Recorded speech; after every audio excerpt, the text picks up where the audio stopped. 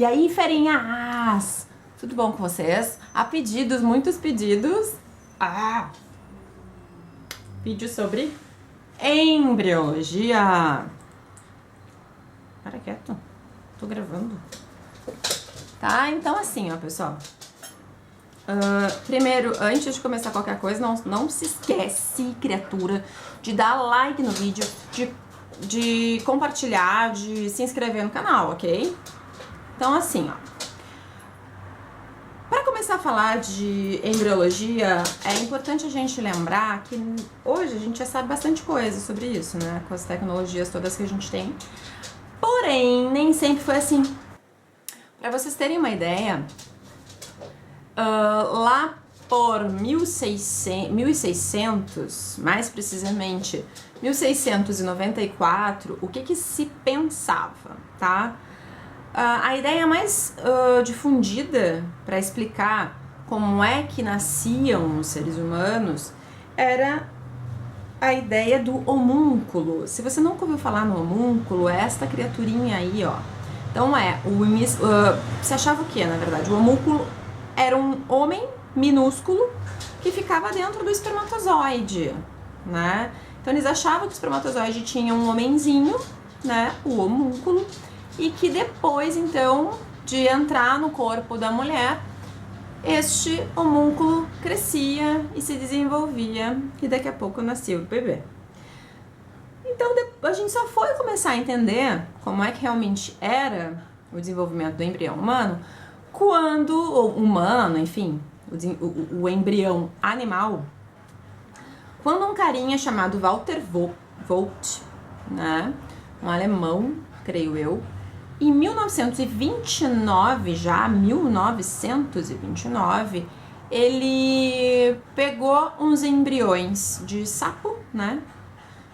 Pegou os ovinhos lá dos sapos, gelatinosinhos lá na lagoa, começou a corar, colocou corante e começou a observar em microscópio. E aí ele começou a entender, lupas e microscópios, começou a entender então como é que era o desenvolvimento dos anfíbios, no caso. Aí depois isso foi evoluindo até a gente conseguir entender como é que era o desenvolvimento de todos os embriões. Hoje a gente já sabe, graças a Deus, né? Mas então, o que é importante a gente saber para embriologia em nível médio, né? Os tipos de ovos entre os seres vivos, o tipo de clivagem, que a gente chama de clivagem ou segmentação, que é quando esse ovo começa a se dividir, então do zigoto, que é uma célulazinha que foi a junção do espermatozoide do óvulo, dos gametas, enfim, juntou, virou uma célula, né, com total 2N de cromossomos. E aí o que vai acontecer? Essa uma célulazinha vai começar a se dividir em 2, 4, por mitoses, sucessivas mitoses, certo? Isso daí a gente chama de segmentação ou clivagem. A gente tem também tipos diferentes de segmentação, dependendo do tipo de ovo e do bicho, obviamente. Depois disso, é importante a gente saber o que a gente chama de gastrulação, que é quando esse monte de células, esse conjunto de células começa a ganhar forma. Essas células começam a se organizar para montar realmente o que vai ser, os compartimentos que vão ser os órgãos dentro do nosso corpo, principalmente orientando as células em camadas, que daí a gente vai falar nas camadas, nos folhetos germinativos, que são importantes inclusive para classificar os seres vivos, tá? Depois disso a gente vai falar em organogênese. Como é que surgem os órgãos a partir destes folhetos germinativos. E depois a gente vai falar nos anexos embrionários, inclusive na placenta, ok? Então, para começar, pessoalzinho, a gente vai olhar um videozinho que eu fiz antes, tá? De um esqueminha explicando para vocês os tipos de ovos, os tipos de clivagem que existem na natureza, em qual bicho faz o quê, tá? Então dá uma olhadinha aí. Pessoal, agora a gente vai ver um pouco dos tipos de ovos, né? E o tipo de clivagem. Então vamos lá. Então, primeiro, a gente tem um tipo de ovo que a gente chama de oligolécito. Esse ovo oligolécito, pessoal, ele é um ovo que tem pouco vitelo, o vitelo dele fica num cantinho assim, o núcleo do zigoto tá aqui, tá? Então, isso aqui é o vitelo, que é a parte, então, do ovo onde tem os nutrientes para o embrião. Esse tipo de ovo, pessoal, ele faz uma clivagem holoblástica igual. O que é isso? É quando este ovo se divide em blastócitos de igual tamanho. Então, fica um monte de célula de igual tamanho. Quem é que faz esse tipo, quem é que tem esse tipo de ovo e faz esse tipo de clivagem? Os mamíferos, né? A gente, nos nossos ovos, tem pouco vitelo. Por quê? Porque o nosso embrião se desenvolve dentro do corpo materno, né? Então, ele não precisa se alimentar, não precisa de muita reserva de nutriente dentro do ovo. Ao contrário de outros que a gente vai ver mais a seguir. Os poríferos também. Quem são os poríferos? As esponjas. E os quinidários. Quem são os quinidários? Corais, águas-vivas, tá? Hidrozoários, enfim. Vamos botar só aqui, tipo de ovo. Então, ovo. Aqui é a clivagem e aqui quem é que faz, ok? Então, vamos mudar de cor. E agora nós vamos falar do segundo tipo de ovo, certo? Que é o ovo heterolécito. Esse tipo de ovo, pessoal, é um ovo que tem um pouquinho mais de vitelo. E o vitelo, pessoal, ele se distribui heterogeneamente, né? Não tem igual quantidade de vitelo por todo o citoplasma do ovo,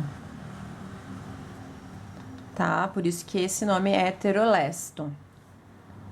Que tipo de clivagem este ovo faz? Holoblástica, desigual. Ou seja, o ovo inteiro vai se dividir, por isso que ela é holoblástica, porém, as células resultantes, os blastócitos resultantes, não vão ter o mesmo tamanho. Vou ter uns maiores e outros menores, ó. Então, eu tenho essas de cima menores e essas aqui maiores. Então, os tamanhos são desiguais, tá? Quem é que faz esse tipo de clivagem, pessoal? Os anfíbios, sapos, pererecas, rãs, salamandras, os vermes, todos, os moluscos, maioria dos moluscos, e alguns grupos de peixes, tá bom? Agora, a gente fala o terceiro e talvez mais clássico, né, tipo de ovo, que é o ovo telolécito. O ovo telolécito, pessoal, é aquele ovo clássico de galinha, tá? Por quê? Porque ele tem muito vitelo. Ele tem muito vitelo, por quê? Porque esse embrião vai se desenvolver fora muito vitelo.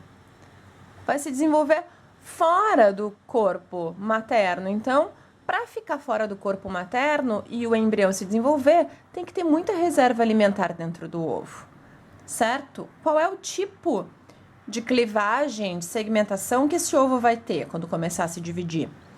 Vai ser o que a gente chama de meroblástica. Ou seja, se ela é meroblástica, não é o ovo inteiro que vai se dividir, tá? Meroblástica discoidal é quando a parte central do ovo começa a se dividir, é um pedacinho, o resto não se divide, tá? Então, é o disco central que vai se dividir, certo? Então, disco central se divide. Então, é a meroblástica. Isto foi o Bento, tá? Vocês me desculpem. Meroblástica discoidal. Quem é que faz? Como a gente já falou, se a galinha faz, as aves fazem. A galinha é uma ave. Bento, vem pra cá. Parou! Tô gravando! Vem pra cá! Senta aí! Senta aí! Pode parar!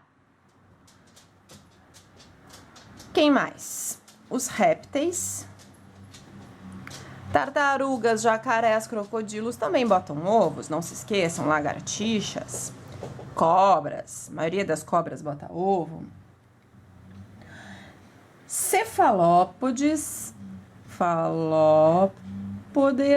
ou seja, os moluscos que têm, né, os braços ou pés, conforme o nome, né, na cabeça, caso da lula, do polvo, das sépias. E alguns peixes também fazem isso, certo? E aí, pessoalzinho, eu vou ter que deslocar um pouquinho pra cá para colocar o nosso último tipo de ovo. O nosso último tipo de ovo é um ovo menos comum da gente lembrar e da gente observar, certo? Mas não menos importante. Então, o quarto tipo de ovo e último é o centro-lécito. Se ele é centro-lécito, vocês acham que ele vai ser como? Sim, ele vai ser mais ovalzinho assim, e ele vai ter o vitelo concentrado onde? No centro, tá? Vitelo no centro. Certo? Que tipo de clivagem vai fazer esse tipo de ovo quando ele começar a se dividir? Meroblástica, superficial. O que é isso? Como é meroblástica, não vai ser o ovo inteiro que vai se dividir, vai ser só o quê? A superfície do ovo. Superfície externa, tá? Aqui eu arredondei ele, mas na verdade era para manter essa forma aqui, certo? Então, ele vai começar a se dividir na superfície do ovo. Por isso que é superficial, certo? Quem é que faz esse tipo de clivagem? Os artrópodes. Quem é que são os artrópodes, pessoal? Insetos, os aracnídeos, aranha, escorpião, carrapato, centopeia, depois, né, os miriápodes, centopeia, lacraia, os crustáceos, todos eles vão fazer este tipo aqui. Então, na verdade, se vocês olharem aqui, a gente tem o que, pessoal? A gente tem, neste quadrinho bonito, o quê? 4 tipos. Então, quantos tipos de ovos a gente tem na natureza? 4. Oligolécito, pouco vitelo. Heterolécito, mais vitelo, porém distribuído de forma heterogênea dentro do ovo. Telolécito, bastante vitelo. Centrolécito, vitelo no centro. Qual é o tipo de segmentação ou clivagem fazem os ovos oligolécitos quando começam a se dividir? Holoblástica igual. Toda clivagem holoblástica é quando o ovo se divide por inteiro. Todo o ovo se divide, tá? Então, ela pode ser igual, resultando em células de igual tamanho, ou desigual, resultando em células de tamanhos diferentes. Quem é que faz a holoblástica igual e tem ovo oligolécito? Mamíferos, poríferos e quinidários, tá? Segundo tipo de ovo, heterolécito, faz clivagem holoblástica desigual, então células de tamanhos diferentes. Quem faz? Anfíbios, vermes, moluscos e peixes, tá? Moluscos, exceto os cefalópodes, que vão fazer, então, ovo telolécito, que é o que tem muito vitelo, que vai fazer daí já uma clivagem meroblástica, então não vai ser o ovo inteiro que vai se dividir, só o disco interno, por isso que ela é discoidal. As aves, os répteis, os cefalópodes e alguns peixes. Aqui, ó, a gente tem o último tipo de ovo, centrolécito, que é quando o ovo compreende o vitelo no centro, faz uma segmentação superficial, meroblástica superficial, porque as únicas células que começam a aparecem na superfície do ovo. E quem é que faz isso? Os artrópodes. Ok, pessoal? Simples, simples, simples. Tá bom? Então, pessoal, vocês já viram, né, que é bem simples, né? Por um lado, decoreba. Por outro lado, não tem muito o que pensar, certo? Tem uns até que a gente consegue lembrar, por exemplo, centrolécito, né? O vitelo no centro, enfim. Para quem não entendeu, tá, que eu não defini antes, vitelo, quando a gente fala vitelo em embriologia, é o quê? É a parte do ovo onde vão ficar os nutrientes para nutrir quem? O embrião que vai se desenvolver no ovo, certo? Como o ovo dos mamíferos, tá?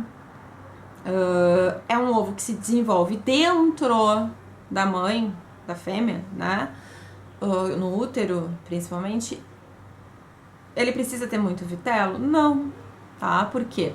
Porque os nutrientes passam diretamente pelo sangue. Então, a placenta, principalmente, cordão umbilical, são ricos em capilares sanguíneos que vão levar, né, os nutrientes já digeridos em forma molecular. Forma molecular, não é o Big Mac que a mãe comeu, que vai passar por um caninho e vai chegar na barriga do nenê. Não é assim. Se você pensava isso, sinto lhe informar, não é assim. A coisa acontece em nível molecular. Então, os alimentos já foram digeridos, já foram absorvidos pelos capilares sanguíneos do intestino materno, e aí eles vão ser levados em tamanhinhos de moléculas, desmontadinhos, para o cordão umbilical, placenta, e vão chegar, então, pelos capilares sanguíneos no sangue do bebê, certo?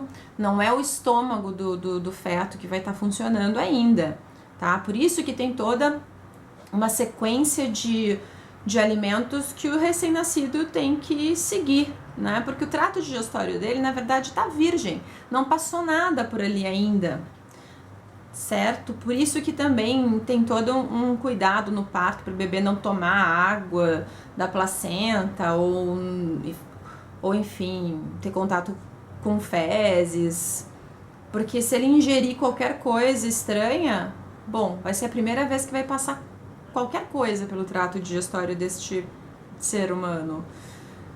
Então não é muito legal começar com coisas que possam ter bactérias, por exemplo, tá?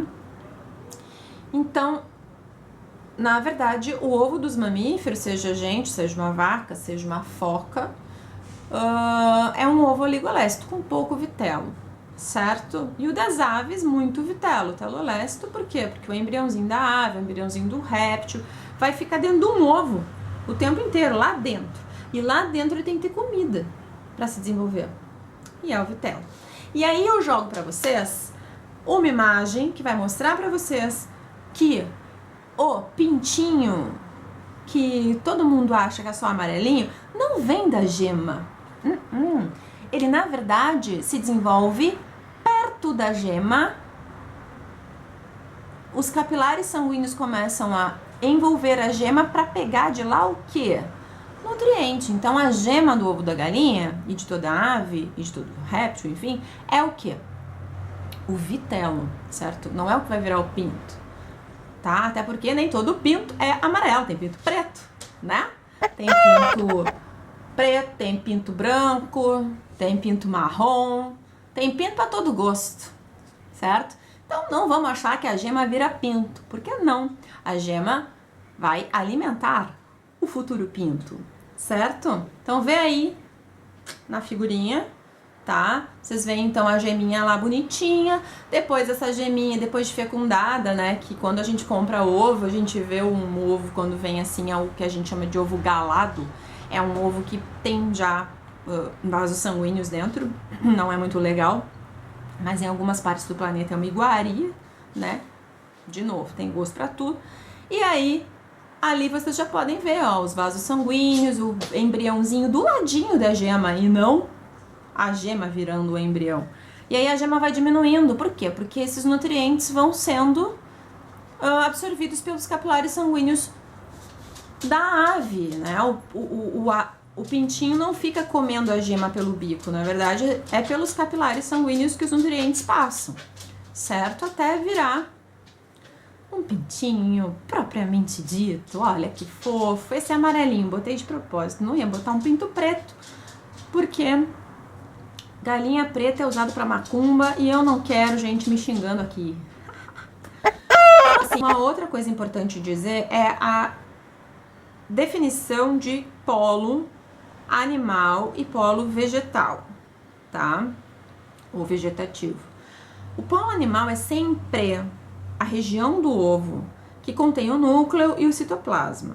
Então, o polo animal ele vai virar o embrião, certo? É a parte desse ovo que vai virar o embrião, onde vai virar o embrião. Então, essas células vão virar propriamente o embrião.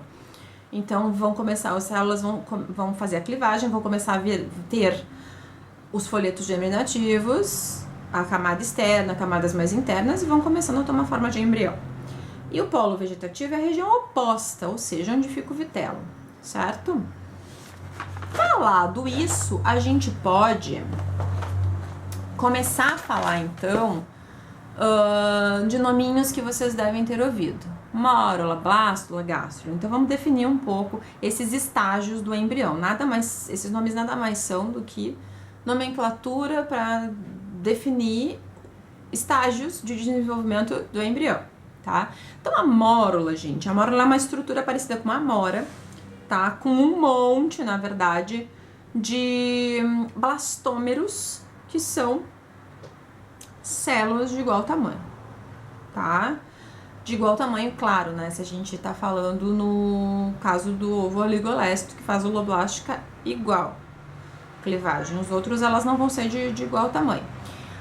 A blástula, que é o estágio logo depois, o estágio seguinte, já vai ter, na verdade, o que a gente chama de blastoderme e blastocele. A blastoderme ficando à volta e a blastocele ficando dentro. E as estruturas a gente chama de blastômeros, propriamente ditos, tá? As células. Logo depois a gente tem a gástrula, e a gástrula tem esse nome porque a gente já começa a enxergar ali uma maior organização, começam a surgir os folhetos germinativos que eu tanto falei, que são o quê? Ectoderme, lado de fora, mesoderme, meio, endoderme, mais interna. Quando o animal tem isso, esses três folhetos germinativos, essas três camadas de células, a gente fala que ele é triploblástico, tá? Porque ele tem as três. Nem todos os animais têm isso, tá? Nós temos. Os animais mais complexos têm. Quando esses animais no embrião não tem a camada do meio, tá? Ele só tem endoderme e ectoderme, não tem a mesoderme, a gente fala que esses animais são diploblásticos. Então, são geralmente os animais mais primitivos, ok? Então, isso aí vai ser usado para classificação biológica também, certo? E a gástrula, ela vai já apresentar o que a gente chama de arquêntero. O que é o arquêntero? Tá aí, ó. É o intestino primitivo. Já vai começar a surgir uma estrutura que a gente pode chamar de intestino primitivo, certo? Nessa outra foto aí, ó, dá pra ver direitinho o desenvolvimento da gástrula. Então, a gente tem ali, ó, claro, considerando um animal triploblástico, né, a gente tem mesoderme, ectoderme e endoderme, tudo assinaladinho ali, ó, pra vocês verem. E tem uma região que vai se desenvolver em placa neural, que na verdade é o rudimentar do que vai ser depois o tubo neural, que vai se desenvolver no cérebro, tá? Em todas as estruturas relacionadas com o sistema nervoso. Aí, essa ectoderme começa, na verdade, a se dobrar. Para quê? Para formar lá no quarto desenhinho, ó, já tá ali, ó, a goteira neural. E depois aquilo vai fechar direitinho como tubo neural, lá no último desenho, tá? Então, esses estágios do primeiro ali com a placa neural, dobra neural, sulco neural, goteira neural, e até o último ali, ó, tubo neural, ele tá fechando todas as camadas, tá? Todas as estruturas estão sendo fechadas com ectoderme à volta, com mesoderme no meio e com endoderme mais internamente, tá? Pode ver ali no último, ó, que o intestino, ele tá, na verdade, sendo revestido de endoderme. E ali a gente vê uma outra estrutura que é o celoma, que nem todos os animais são celomados. O que são animais celomados? São animais que têm essa estrutura aí, ó, o celoma. Então, dividindo por completo os órgãos internos do que é órgão externo, certo? E aí a gente já pode falar na organogênese. A organogênese, meu pessoal bonito, a organogênese é o quê? É a gênese dos órgãos. Então, como é que se formam os órgãos? A partir do quê? Dessas três camadas, ou das duas camadas, quando o animal é diploblástico. Mas como a gente está partindo da nossa embriologia, vamos falar no triploblástico, certo? Então, o que se origina a partir da endoderme? O que vocês acham? Órgãos internos, certo? Vamos lá. Fígado, pâncreas, vai revestir muita coisa internamente, certo? Porque endoderme. Então, vai revestir bexiga, uretra, tubo respiratório, digestório, exceto a boca e o ânus, que vão ser revestidos por outro folheto germinativo que vocês já vão ver. A ectoderme, que é a mais externa, vai dar origem aqui a órgãos e estruturas. Epiderme e anexos, pelo, unha, enfim, é tudo da ectoderme. Encéfalo, tá? Medula espinhal é pela ectoderme, então não é da endoderme, é ecto, tá? Gânglios nervosos, então toda a parte do tubo neural que teve a goteirinha, lembra? Tá?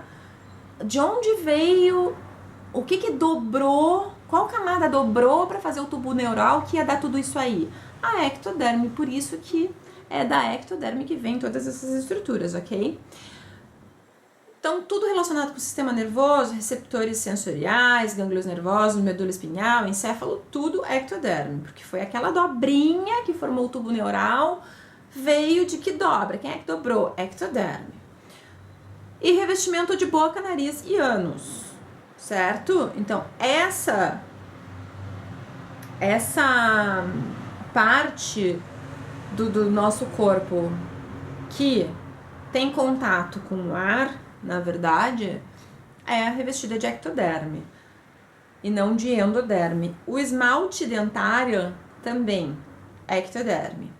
E a mesoderme? Bom, a mesoderme vai fazer derme, que é abaixo da epiderme, então ela é mais central.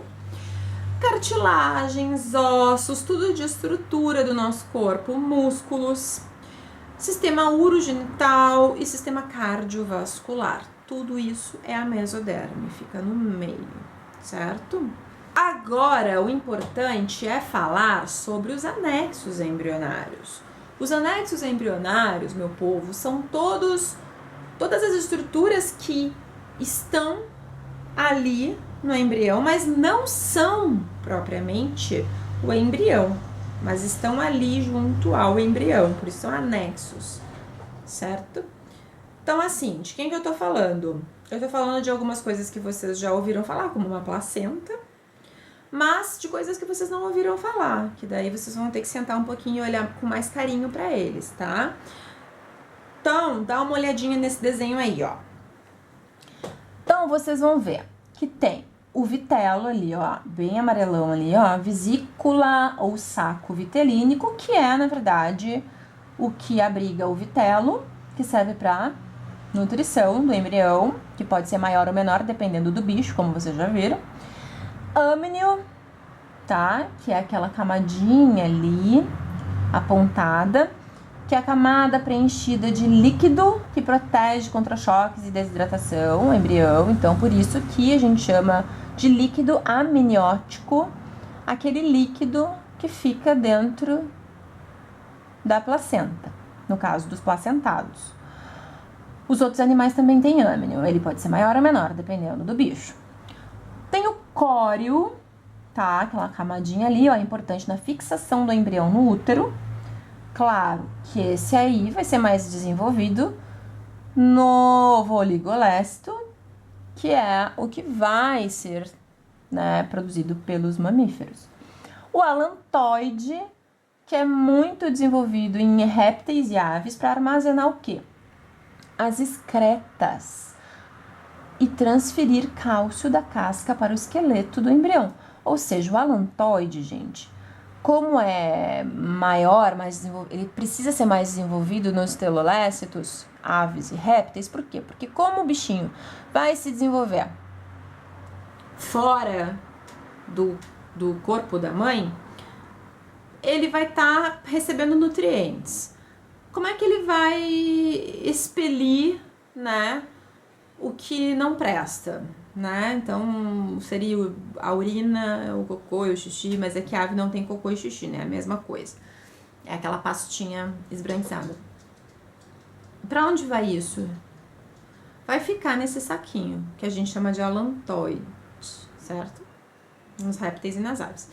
E, ao mesmo tempo, se aquilo ali tem reserva de cálcio, esse cálcio vai começar a ser transferido, ele vai armazenando o cálcio da casca, vai tirando o cálcio da casca e vai transferindo para o esqueleto do embrião, para o embrião começar a ficar com uma estrutura óssea legal, certo? Existe um último anexo embrionário bem importante, que dentre os mamíferos é extremamente importante, que é a placenta, né? Então, bota aí a foto da placenta. A placenta, então, é o quê? Originada a partir do alantoide nos placentados, né? Porque os mamíferos nem todos são placentados. E de vilosidades do córeo e mucosa uterina. Então, ela é formada a partir disso. O cordão umbilical, então, é a via de comunicação entre a placenta materna e o embrião, rico em vasos sanguíneos e transfere os nutrientes lá que a mãe já digeriu, né, para o embrião, então, para os vasos sanguíneos do embrião, tá, gente? A placenta também produz hormônios durante a gestação, que é a gonadotrofina, tá? E o estrógeno e progesterona. Por isso que nos testes de gravidez a gente mede, na verdade, o quanto existe de gonadotrofina, que esse hormônio acaba aumentando se a pessoa está formando placenta. Então, a gente sabe que a mulher está grávida. presente na maioria dos mamíferos, os placentados ou placentários, está ausente nos mamíferos marsupiais e nos monotremados. Quem são os marsupiais? Canguru, cuíca, gambá, coala. E quem são os monotremados? Exemplo clássico, quem? Ornitorrinco. Então, dêem uma olhadinha aí nos fofos, gambazinhos, que são os representantes daqui do Brasil, né? O nosso gambá brasileiro tá aí para vocês verem, muita gente vê de perto esse bicho, né? Ele é urbano. E os monotremados, para vocês verem também aí. A Ectina também é um bichinho que é monotremado. Esse bicho daí é meio bizarro, porque ele parece, ele tem bico de pato, ele tem glândula mamária, por isso que ele é um mamífero, e ele bota ovo. Então, tipo, ele tem um ovo, na verdade, ele é um mamífero, mas ele é uma exceção, porque ele não tem ovo oligolesto, ele tem ovo telolesto, que nem as aves. Então, ele é um grupo à parte, tá bom? Então, gente, o que eu vou falar pra vocês? Isso é, a grosso modo, isso é embriologia, tá? Mais detalhes sobre essas coisas é outro nível de coisa. De repente, em faculdade, eu acho que pro pessoal do ensino médio isso daí é bem ok, tá? Dúvidas, coloquem nos comentários. Façam contato comigo de alguma maneira que eu vou tentar responder, ok? Beijo, beijo, beijo.